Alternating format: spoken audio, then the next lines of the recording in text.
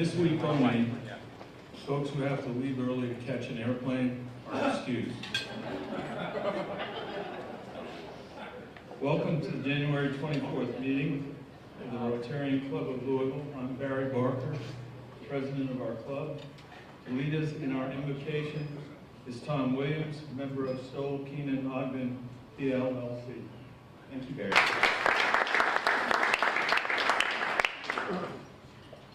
Thank you, President Barry. Before I introduce today's speaker, though, I'd like to take this opportunity on behalf of the club to give a shout out to Barry. Last week, while Mayor Greg Fisher was here delivering his State of the City address, our own Barry was in Frankfurt on the occasion of his induction into the Kentucky Transportation Hall of Fame. This induction recognized Barry's 25-plus years of leadership with the Transit Authority of River City, better known as TARC. TARC operates 46 routes, 319 vehicles, 600 employees in 5 metro counties.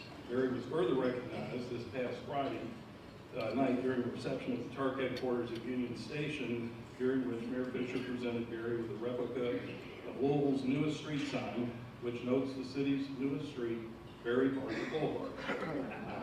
Barry Barker Boulevard would be along or near 10th Street and West Broadway, and I told Barry it'll probably take about a year to get into the GPS system. So Barry, congratulations from all of us on your outstanding leadership.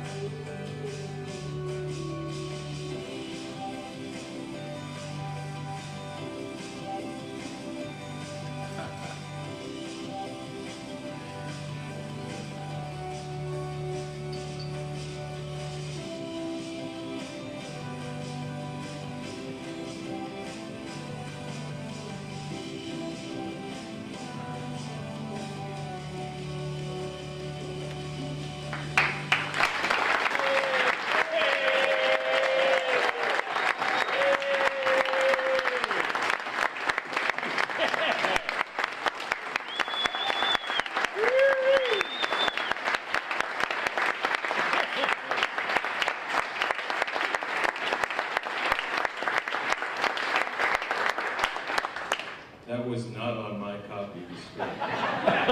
Thank you all very much. Thank you, Alyssa, for putting that together. Appreciate it. Okay, now what I'm really up here to do is to introduce our speaker today. It's a great pleasure for me to do this because I've had the pleasure of working with Dan and his team over the past year or so. Dan Mann is the Executive Director of the Louisville Regional Airport Authority.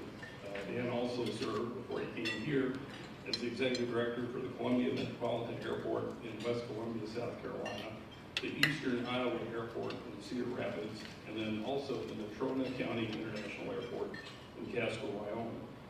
Dan's been a longtime leader of aviation organizations. He served on the board of examiners for the American Association of Airport Executives, the board of the Iowa Public Airports Association, and is the past president of both the Northwest chapter of the Airport Association of Executives of America and the Wyoming Airport Operators Association. From 1987 until 1982, Dan served in the U.S. Air Force, where he held the rank of captain and was also a D-52 navigator, which is pretty neat. And prior to that, he served in the Ohio National Guard. Dan graduated from Bowling Green State University with a Bachelor of Science degree in Business Administration. He's also an accredited airport executive through the American Association of Airport Executives and has his private pilot certification. He's received numerous awards, including 40 under 40 in the state of Wyoming. That must be half the state. Nonetheless, we're delighted to have him here. Please join me in welcoming Dan Mann.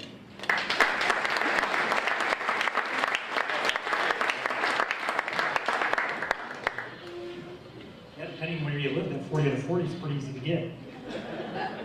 Wyoming, I noticed Wyoming more antelope than people, and so Wyoming was good. I loved it out there.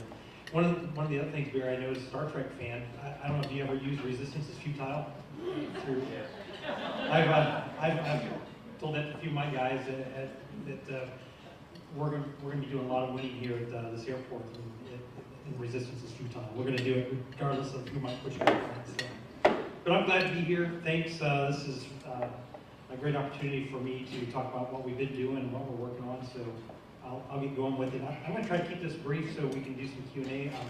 I always think that's more fun for me, and generally then I can talk about what you guys really care about. So I'll kind of whip through this stuff fairly quickly, if this works. Oh, there we go.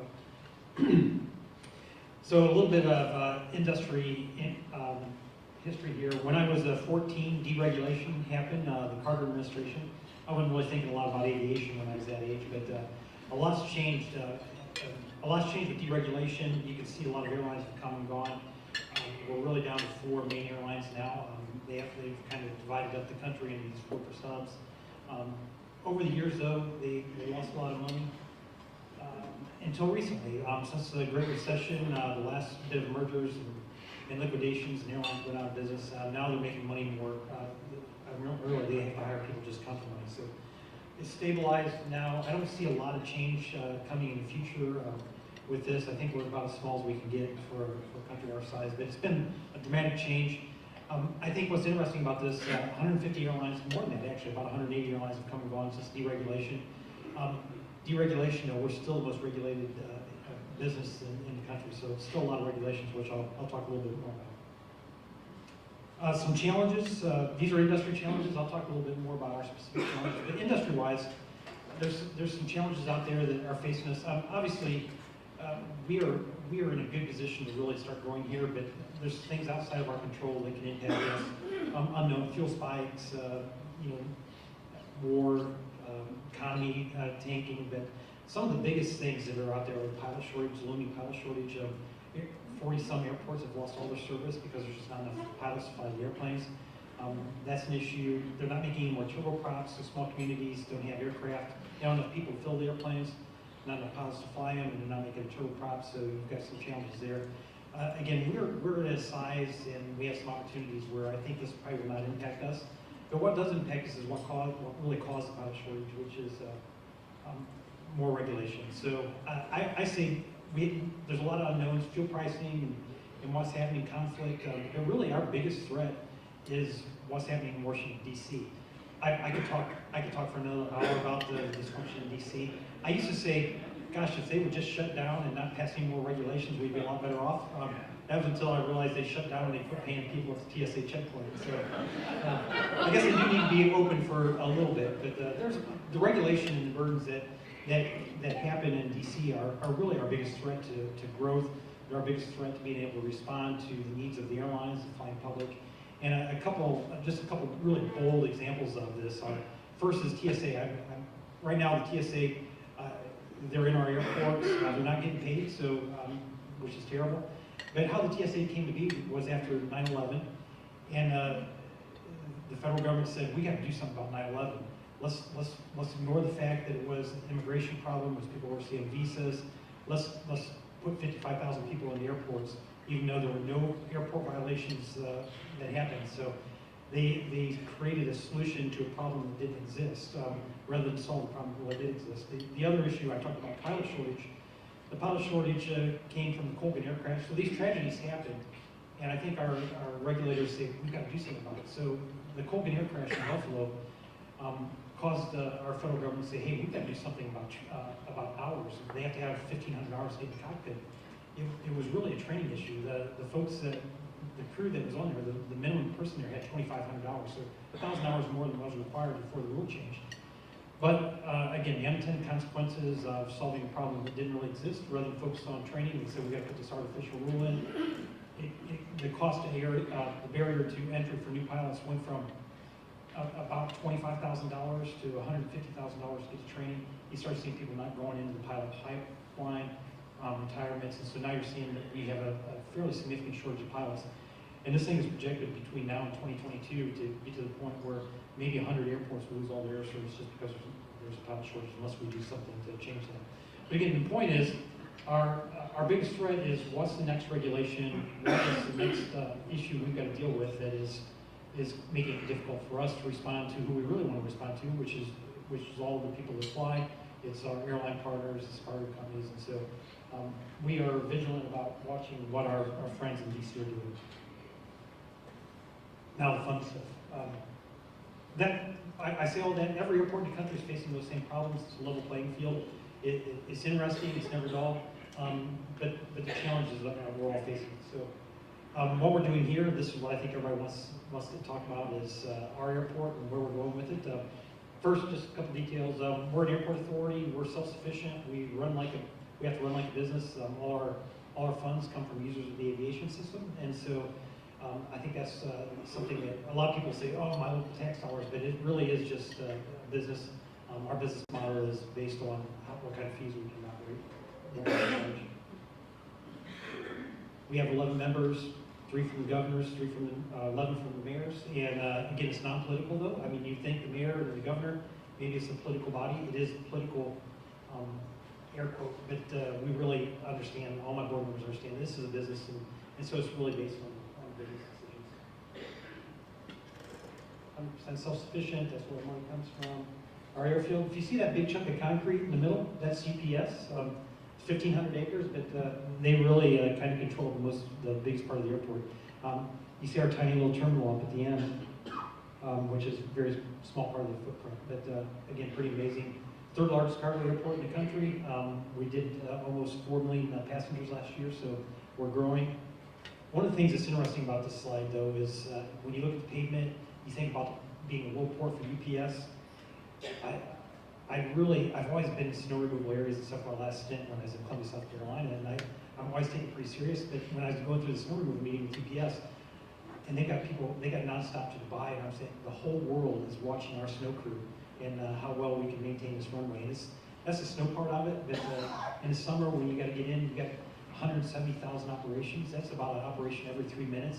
And so you think, I got to get in and replace pavement, lighting, do the electrical, all the work out there at a time while we're still trying to get planes from here to all across the world. So it's an interesting challenge. It's a lot of fun. I got a great maintenance crew that helps with that. But snow removal is really kind of a big deal here with 17 miles of taxiways and runways.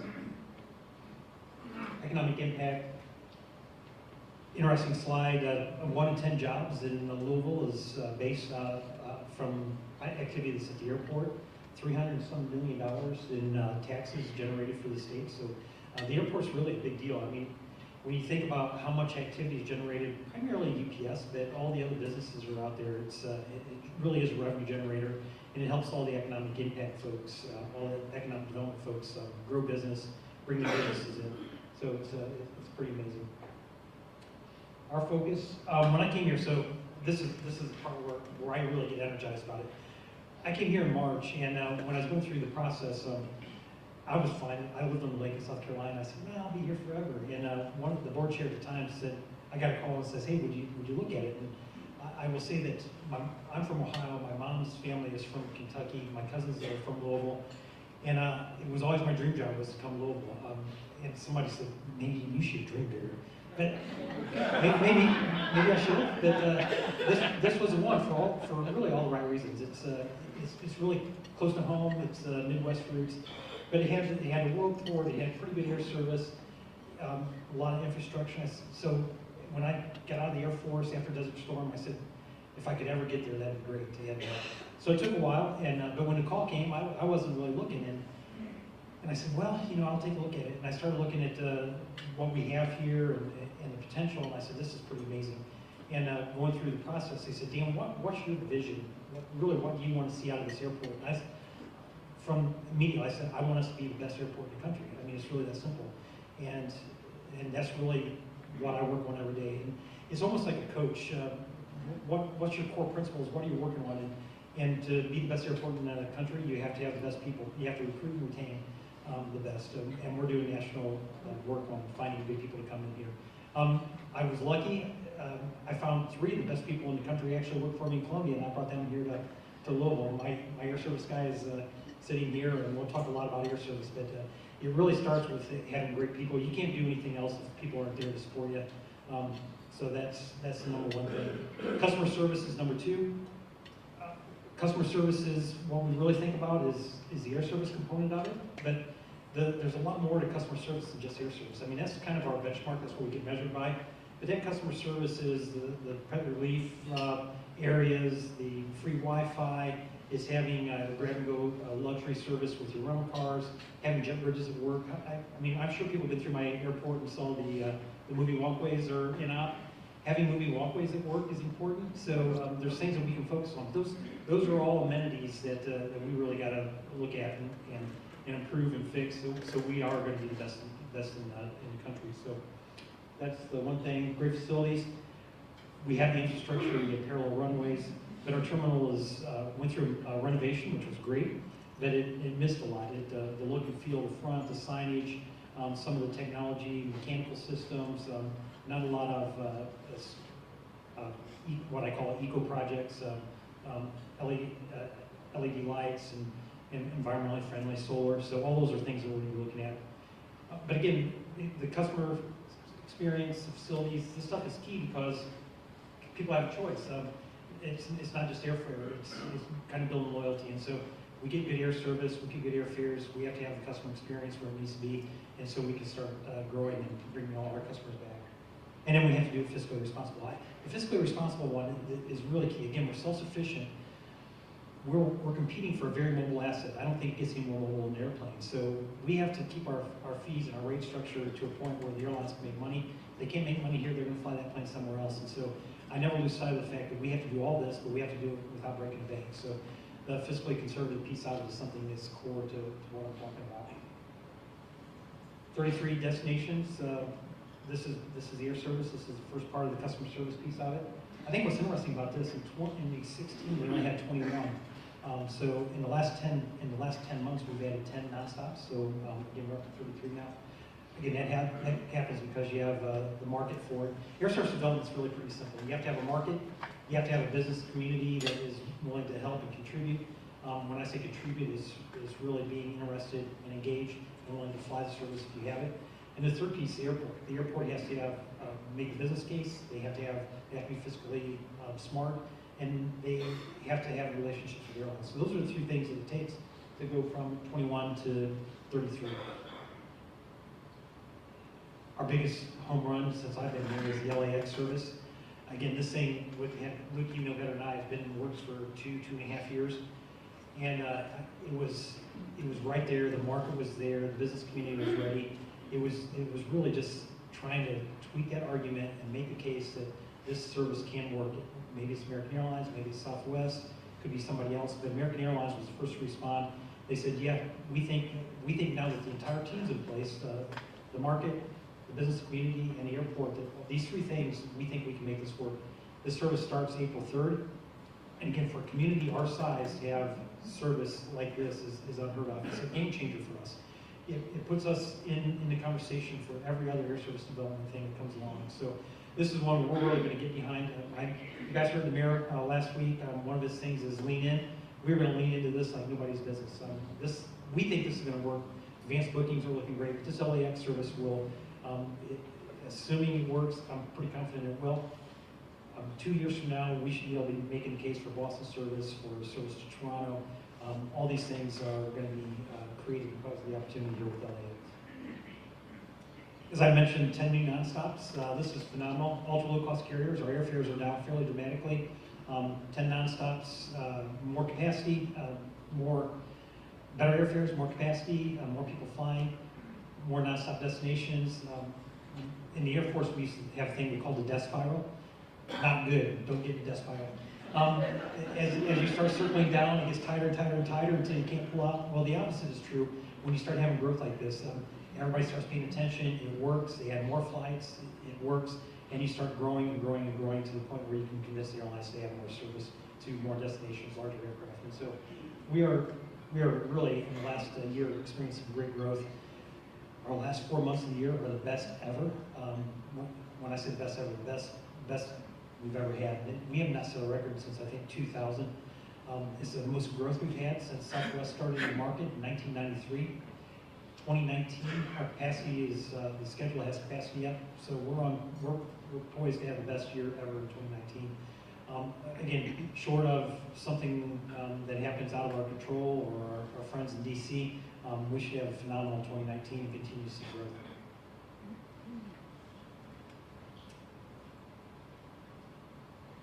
Best customer service, we kind of talked about all this stuff. So I want to flip through this. This is the last terminal renovation, award-winning. It's a great facility. Again, it looks awesome for what was done, but there's a lot more to do. We're going to be kicking off a $400 million project, as we call it SDF Next. Oh, SDF Cares. I can't forget about SDF Cares. SDF Cares is, everybody's heard of the Day of Giving, where you kind of support entities out there, and the airport business will take a day off. I think it's important to support our community every day and support our employees every day. So when I start talking about a corporate culture and having a winning attitude and having the best people, supporting our people and letting the community know we're a part of it is what prompted me to have SDF Cares. And it's where we give our employees a day off. Any day they want, they can take a day off to go support the community, the charity they want, and we recognize them for that, give them time off to do it. And so we want to have giving back to the community a 365-day experience. And this has been well received. We started this in April, so next April we'll be kicking off about how many thousands of hours we donated to and what some of the agencies were that we contributed to. But SDF Cares is really a way for us to give back to the community. One of the things that Daryl and my team was really passionate about was Wings for Autism. Wings for Autism is something we had not done here, but it's families that really have some pressing issues. The airport can be a noisy, scary environment, and so Daryl put a lot of time and effort into bringing these kids and adults out and have them go through the entire experience. And when you see it, if you haven't experienced it, or you should see the slides. I mean, it's amazing how the families reacted to this and how the folks with autism became more comfortable as they could with the experience of flying. And it really is changing people's lives. I mean, they'll having gone through that, if they ever do need to fly or the family needs to go somewhere, the folks that have gone through this will actually be able to get on the airplane without what I call having a meltdown. But they basically get through the entire process. But 100 and some people out here for this, and it was just an amazing event. Again, it's just giving back to the community and letting folks know that we're part of something that's here. We're not just a utility. We're not just the airport. We're not just concrete. We really are part of the community. Bowman Field is a gem. It's the longest continually operating airport in the country. It's where, when I talk about pilot shortage, this is where young pilots are learning to fly. It frees up the airspace so we can get the heavy metal into SDF. And so Bowman is a gem. You guys, if you have a chance, come out to the festival next October. You'll see old aircraft, new aircraft. It's just an amazing experience. February 16th is Tailspin Ale Fest. So if you like microbrews or just like seeing airplanes or being around airports, come on out to Tailspin. It's a phenomenal experience.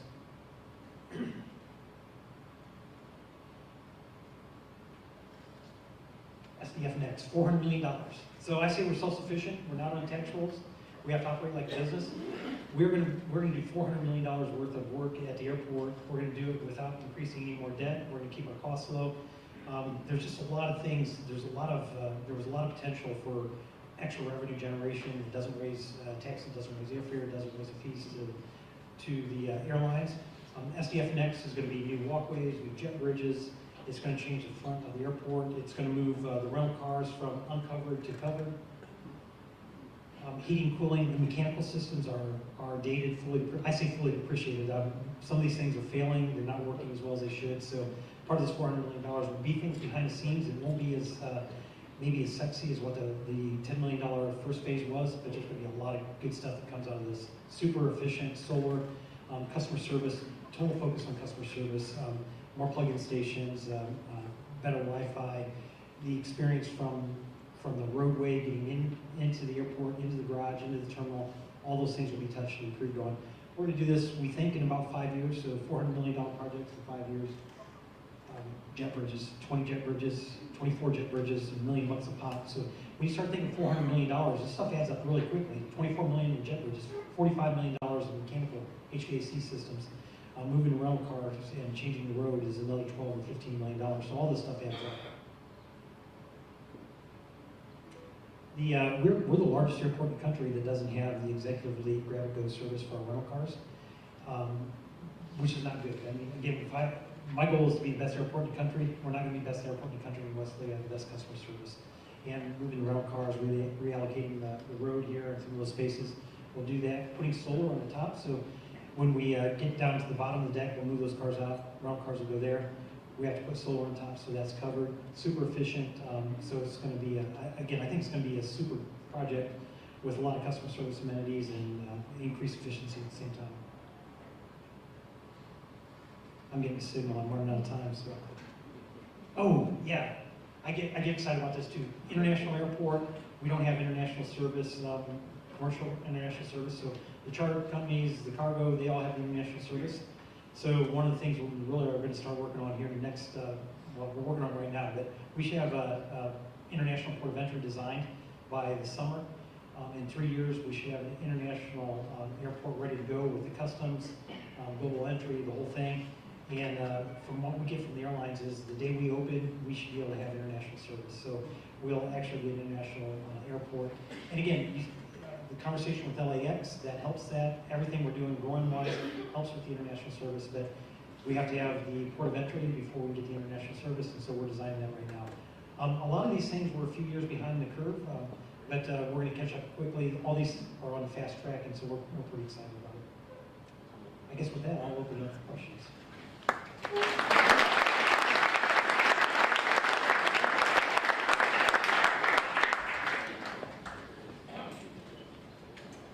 Thank you, Dan. Tracy Holiday.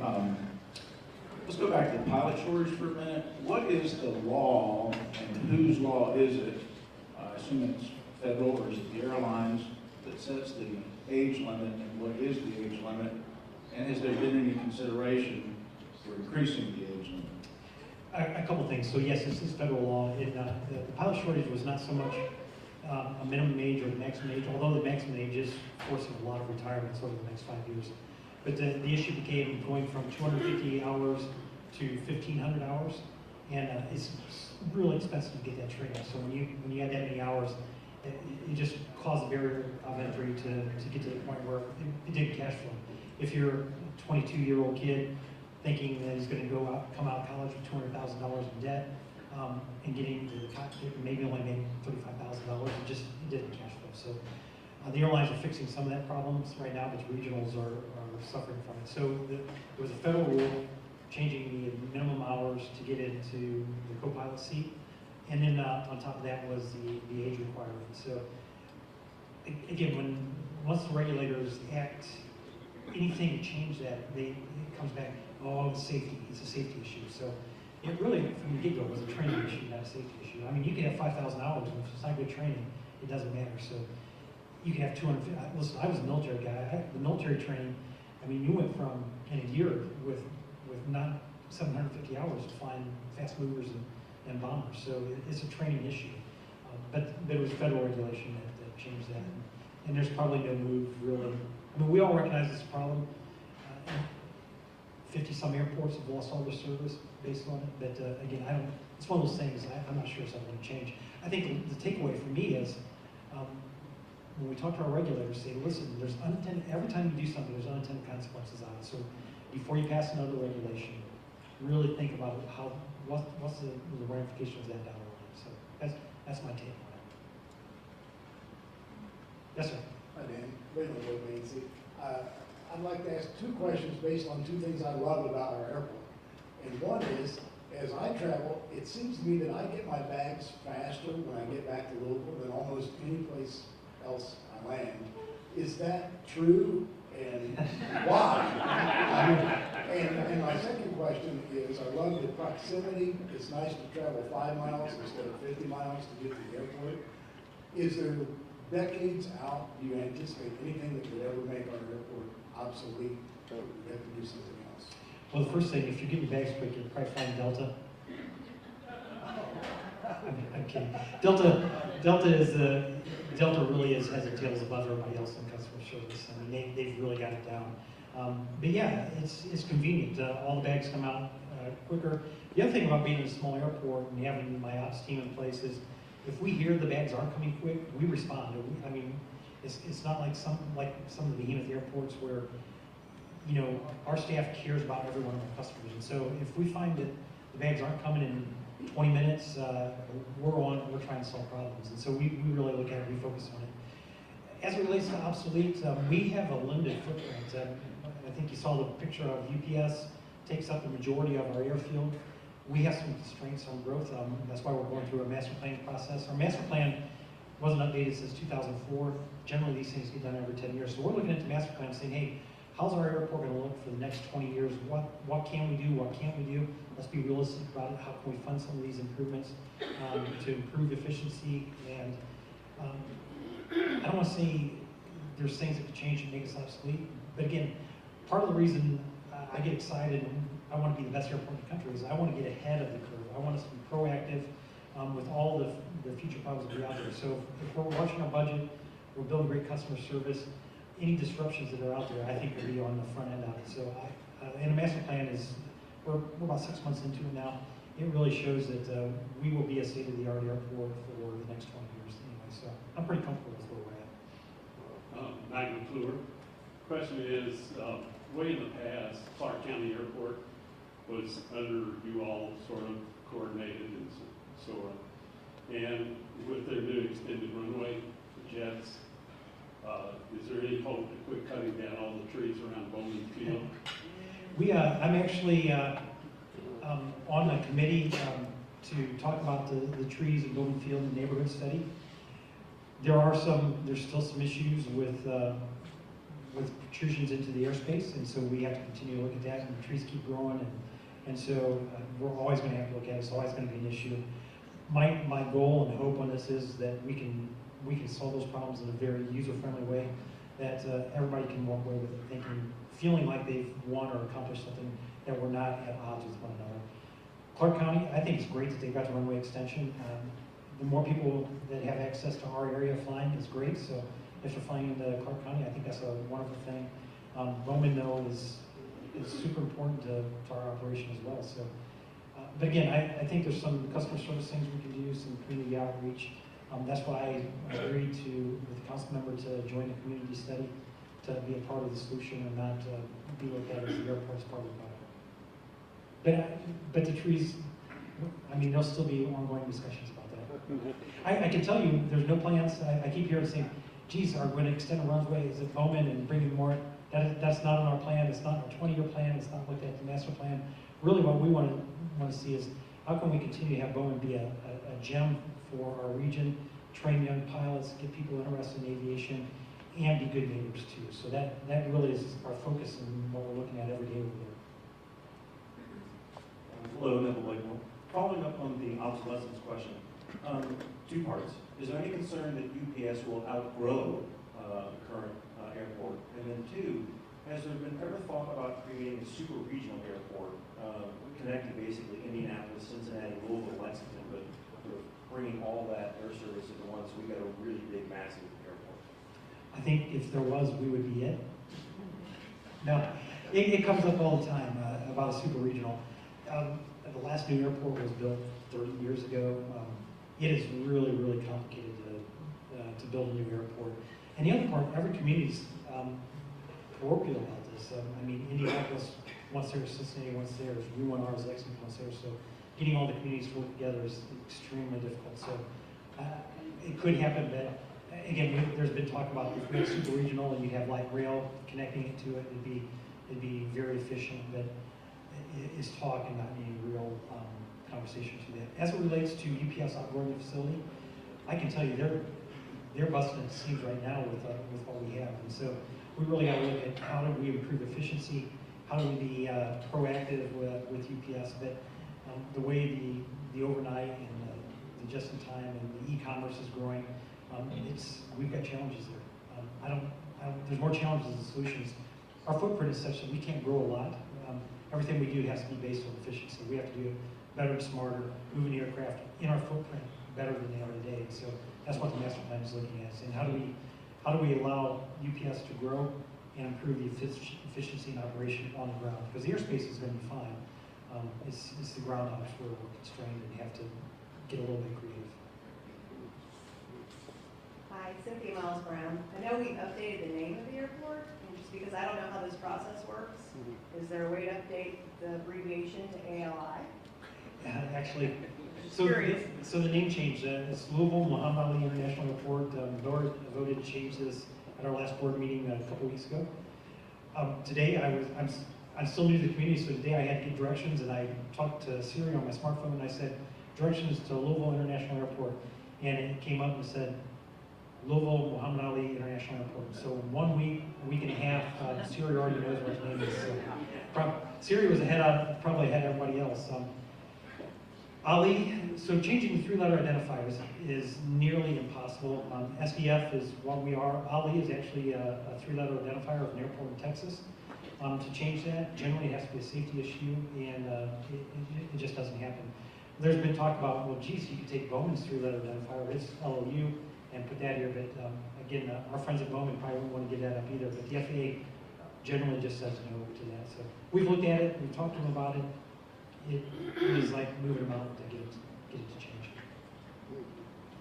All right, I appreciate it.